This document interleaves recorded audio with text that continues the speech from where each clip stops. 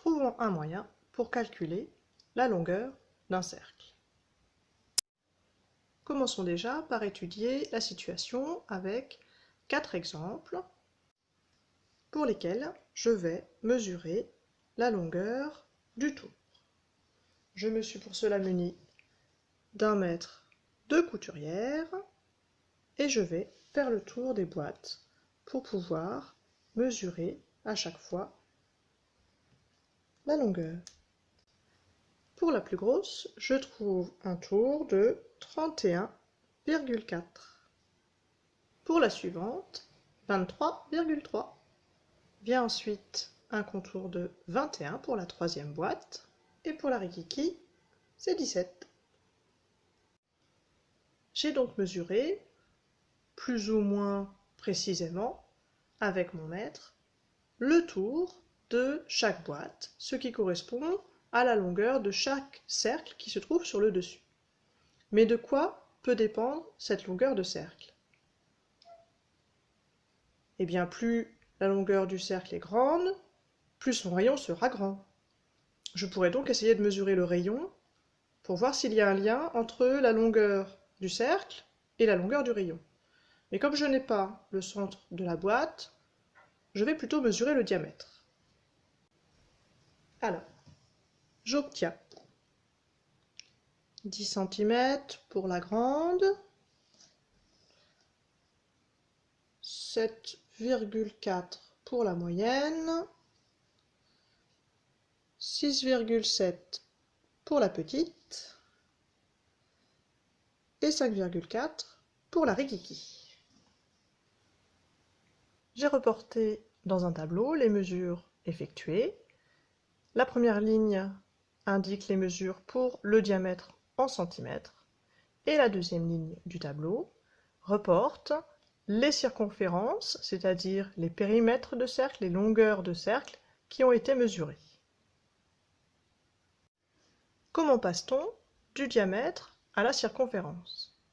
Est-ce qu'il existerait, par hasard, un coefficient de proportionnalité pour passer d'une grandeur à une autre? Pour le savoir, je vais effectuer les 4 divisions, les 4 quotients de la circonférence par le diamètre pour voir si l'on obtient le même nombre. Je vais donc effectuer les 4 divisions suivantes. Pour la première, on peut donner le résultat sans calculatrice. On divise par 10, 3,14 sera notre résultat. Pour la seconde, j'utilise la calculatrice et le nombre que la calculatrice m'affiche comme résultat semble ne jamais se terminer. Alors je vais le couper à 2 chiffres après la virgule pour faire comme le premier. Et ça me donne à peu près 3,14 aussi. Ce signe-là, ça signifie est environ égal. Ensuite, 21 divisé par 6,7, même chose, c'est un nombre qui ne semble pas se terminer, en tout cas pas sur la calculatrice. Je vais le couper, donc je vais le tronquer au centième, donc 2 chiffres après la virgule, ça fait à peu près 3,13. Et enfin, 17 divisé par 5,4, de la même façon, je suis obligé de couper ce nombre, et ça me donne à peu près 3,14. Mais voilà qui est bien pratique.